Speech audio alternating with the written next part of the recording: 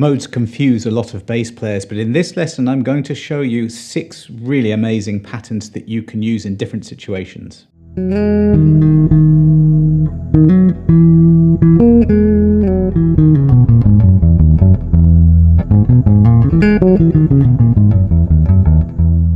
This first one uses a drone, which is a long repeating note, and that's an E there.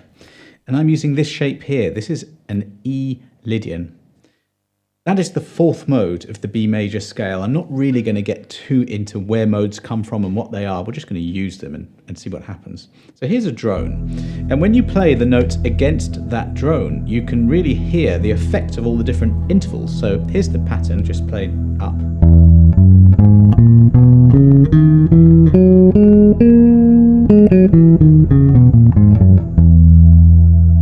You'll notice that it looks exactly like a major scale, except the 4th note is raised or sharpened. This is a major scale. This, by the way, is why I love practicing with drones for ear training. Listen to the difference between these 2 scales or modes.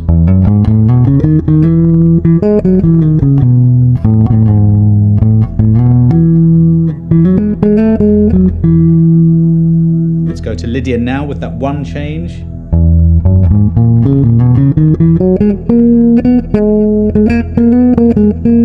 It's that sharp 4 that makes all the difference.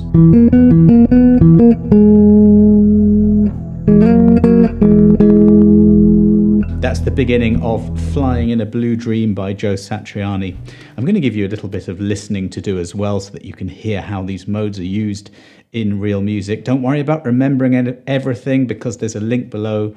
I'll put the backing tracks, the drum beats, everything down there, so don't worry about that. Let's take a closer look at that pattern. We have all these notes here, a root, major 2nd, major 3rd. That's that sharpened 11th, which gives it that Lydian flavour. It's 1 octave. This is just the next few notes. Stops on the sharp 11.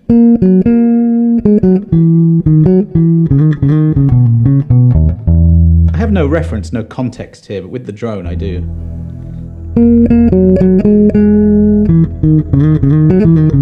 It's an E drone because the root note here is E. So what I would recommend that you do, get that shape and just practice just playing it from a technique point of view, just up and down. Using fingers 2, 4, 1, 3, 4, 1, 3, 4 there. Stretching out a bit here to go 1, 2, 4.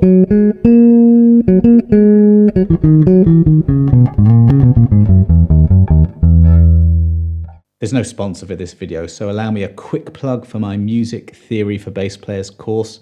Amongst a load of other things, it's got modes of the major scale, all 7 modes of the melodic minor and harmonic minor. There's a whole world out there. I'll put a link down below.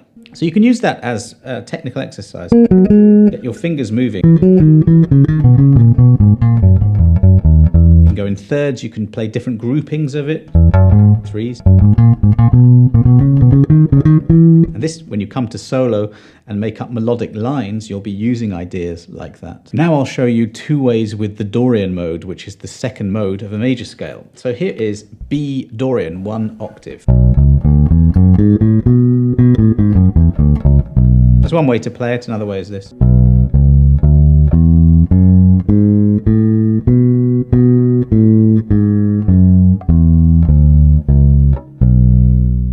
The first way I'm going to show you is in the funk style, and then the second is more of a rock thing. The intervals here, we have a root, major 2nd, we have a flat 3rd, a minor 7th, and we have a major 6th.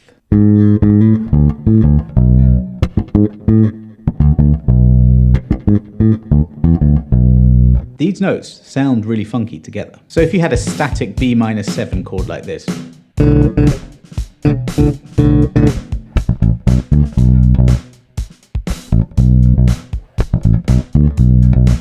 right now I'm not using any Dorian notes, I'm just using B, the A, which is the flat 7, and the flat 3rd, which is the D. Well, they're all in Dorian, but as soon as I use that major 6th, that's when it sounds like it, funky.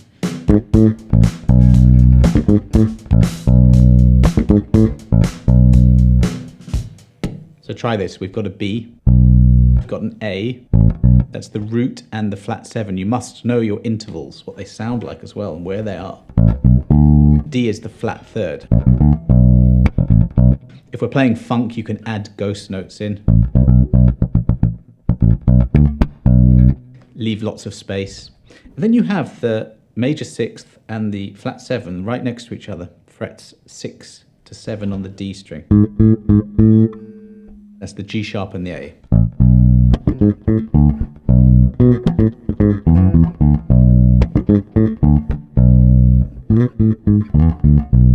You hear this kind of thing all the time in funk music. With the drums,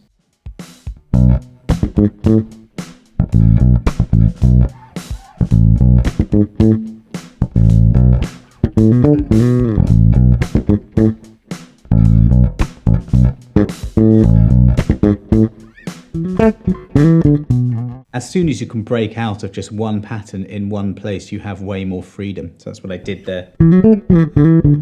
Just went up the octave and also used a few more notes. This was what we'll come to now. We'll come to just another way of playing that, just a few more notes, 3 notes per string. This is a bit of a stretch, but let's have a look. I'm going to start on the A. So I'll explain. A major, the A major scale is this.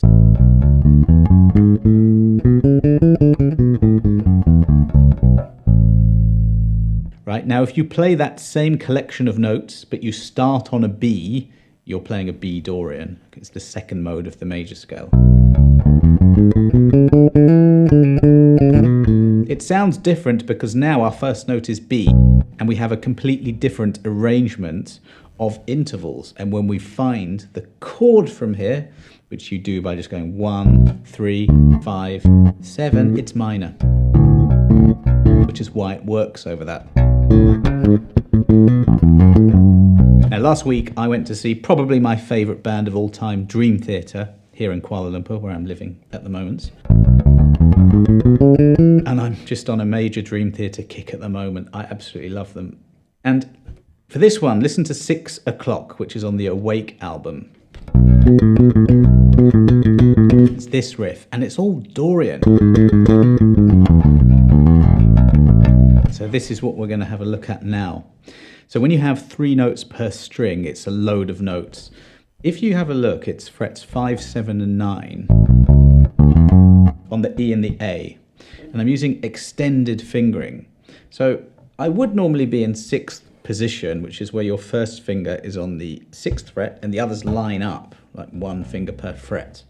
It's the first finger that's reaching out here. So you've got 5, 7, 9 fret numbers on both the E and the A. Then you come back into position, and now it's frets 6, 7, 9 on the D and the G. I always find that pattern really easy to memorize because it's like these 2 are the same and then these 2 are the same. You can create loads of rock riffs using this. I'll demo and then I'll explain.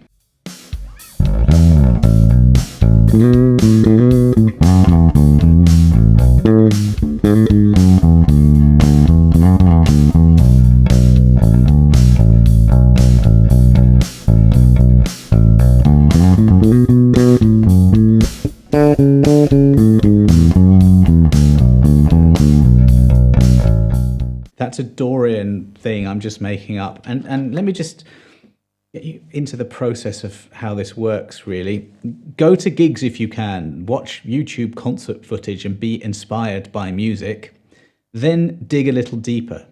So I've known about 6 O'Clock, that song, for a long time. But when I actually sat down and listened to it, it's like...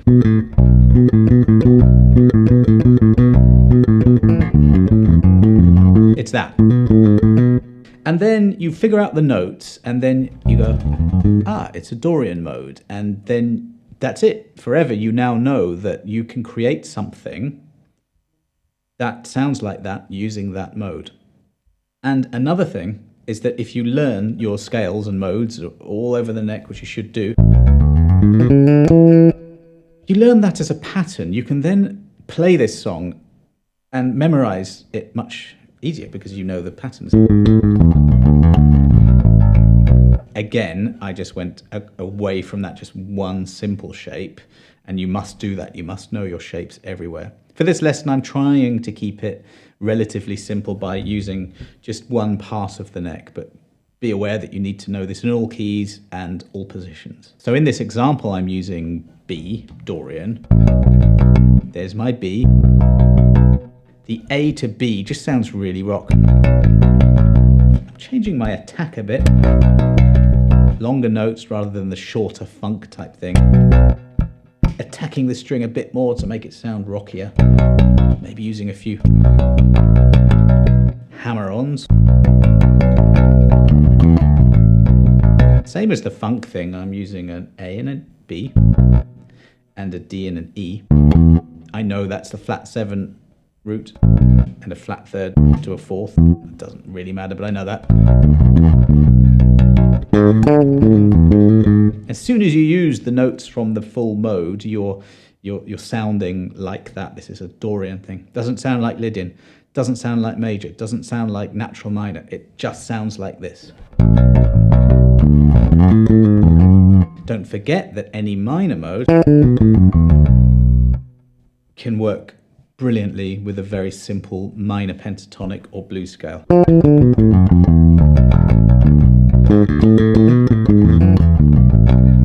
I know I'm playing quite fast, blame Dream Theater because they're in my head at the moment. So you can take the pattern and try to run it up and down as fast as you can. Now, to build speed and to build hammer-on technique takes time. Of course it does. So you need to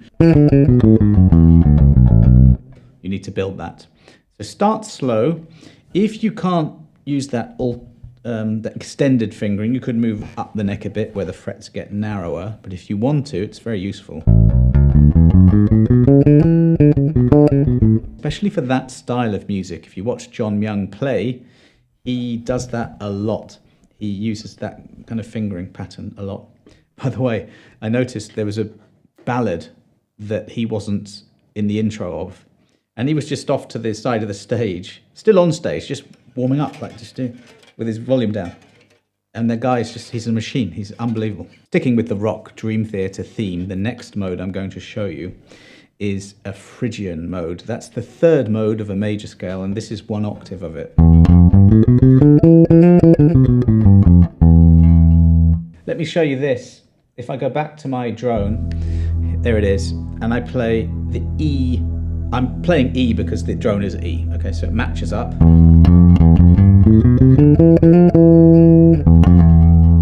Now we have this. We have an E and an F.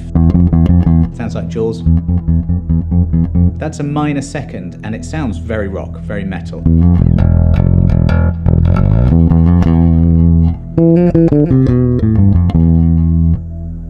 There is actually a Dream Theater riff in Take the Time. That's your listening for this one. Listen to Take the Time by Dream Theater. Bands like that, which is progressive metal, they'll use different time signatures, different modes. If you listen to just pop music, it's going to be a lot of major and minor. If you delve into other styles, jazz fusion, all of this world music, then you're into the world of modes. Let's go back to that drum beat, have a listen. I'll use an open E with this.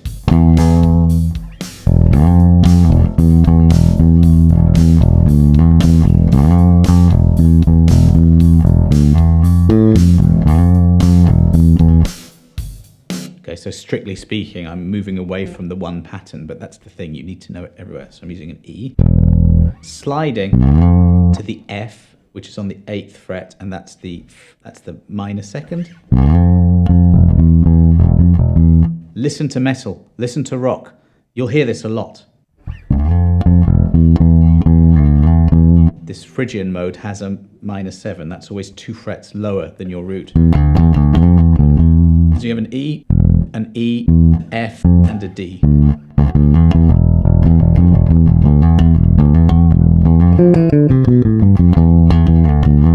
Phrygian is great for that kind of stuff. Next one, very, very similar to that and a slightly different approach I'm going to take. This is the fifth mode of a harmonic minor scale. So far we've used major scale modes. As I mentioned about that theory course, it teaches 7 modes of the major scale, melodic minor and harmonic minor. This is the fifth one and it's called Phrygian Dominant. Very similar to the Phrygian from before with one changed note. Play it like that.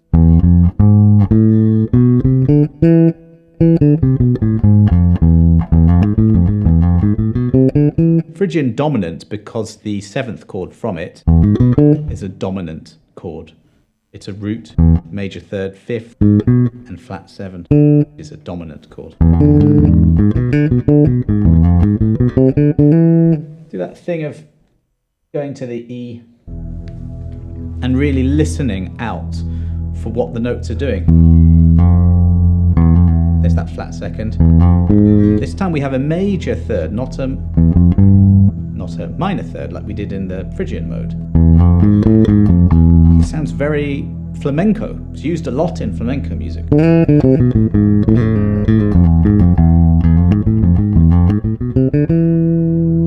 Fingering pattern wise, if I play it like this, I'm going 2, 3, 1, 2, 4.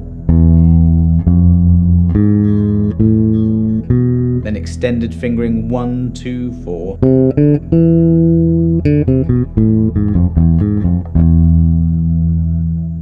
One thing you always have to know how to do as a bass player, and I think this is one of my number one music theory tips, is to be able to harmonize any scale or mode.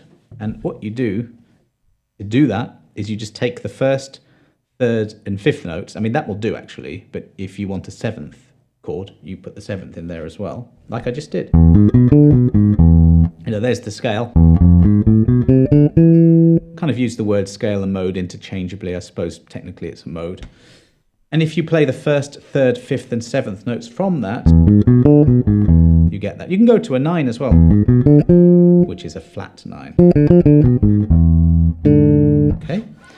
Now, if you do that, you can do that on every single different note or degree of the mode, and then you can get a bunch of 7th chords or arpeggios from that.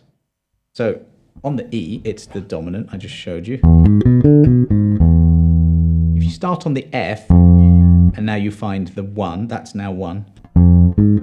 That's 3. That's 5. And that E is 7. We have an F major 7 arpeggio. All I'm doing is just getting the 1st, 3rd, 5th, and 7th. And if you know the notes and you can see them, it's very easy to do that. We have an E dominant 7th to an F major 7. So this is a little insight into how I wrote this backing track you're about to hear. It's going to go E dominant 7th, F major 7, back to E7, and then I'm going to find the arpeggio on the D. If you run through all the notes of that mode, you see it's D, F, A, C. Spells out a D minor 7. And then an F diminished. We have a G sharp diminished in this series of chords that you get from this mode. You can repeat that every 3 frets, every minor 3rd. And then we have a backing track that I created from those chords. And let's play more of a bass line rather than a solo thing that everything so far has been a bit like that. This is going to be a proper bass line now.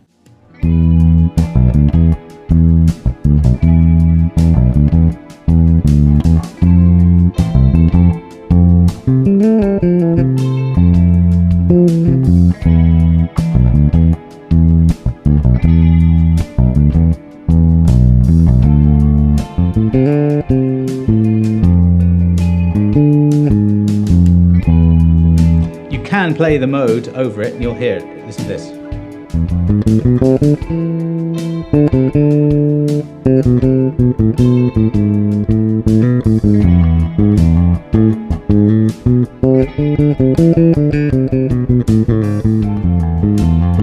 See, it all fits. all fits. So for that one, just get the shape, play it up and down, play it to the drone so you can hear the effect of the notes and the mood that it creates for you. So it's a technique thing, it's an ear thing. Then you can take that backing track and make sure that over the E7,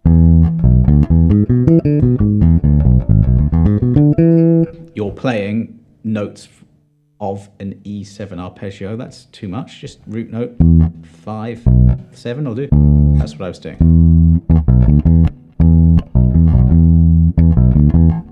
F major 7.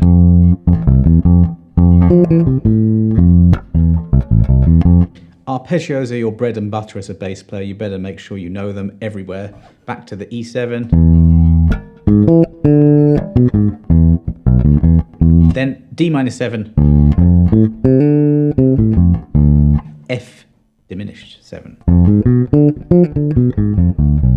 So these are the notes that you're going to make bass lines from. And in this particular example, it all came from that Phrygian dominant tonality. Let's finish off with something really cool that I've been digging lately, which is altered dominant chords and what you do with those. I'm not going to spend too long talking about this, but you may have heard of a 2-5-1, you probably have. In the key of A, it's B minor 7, E7 to A major 7. Well, an altered dominant is where you take the dominant chord, that's the E7 in this case, and you alter it, you do crazy things to it. You put a sharp 5, flat 9, any combination of these things, and you get very, very dissonant, tense sounds. Like this. Or this.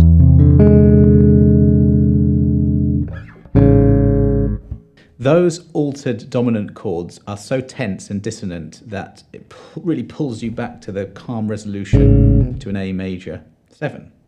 So a couple of things you can do here. Well, we can do a walking bass line and use modes over each of these chords. Don't forget that we're coming slightly full circle because the B minor 7, the 2 chord, that's B Dorian. We've looked at that. That fits over that. Then you have E7. E mixer Lydian is the one you normally use. 5 chord, the mode built on the 5th degree, and then A major 7, that's A major scale or Ionian mode. But this is what I love. The 5 can be altered, and this is the pattern I'm going to show you.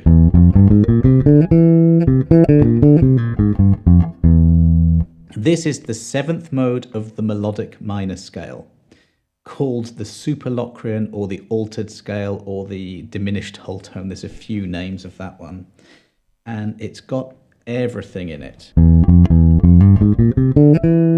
It's got a flat 9, it's got a sharp 9, it's got a flat 5, it's got a sharp 5. So if you ever see anything, there's a dominant chord with some crazy tensions, you can use that.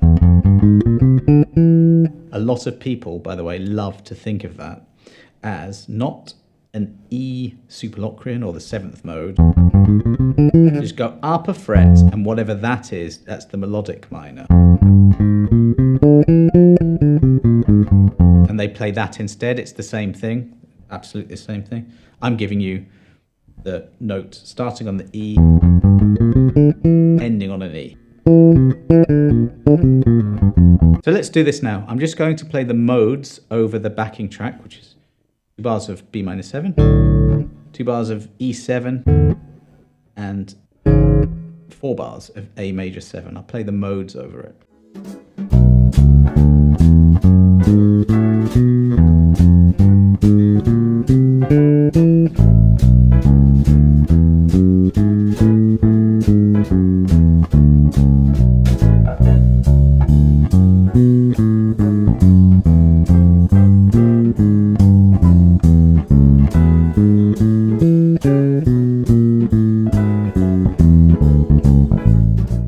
The first time was just playing the modes up and down, doesn't sound that musical. The second time, trying to make it sound a bit more like a walking bass line. But what about if you have to solo over this?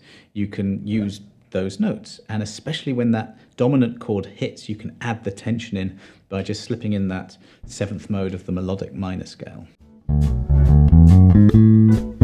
So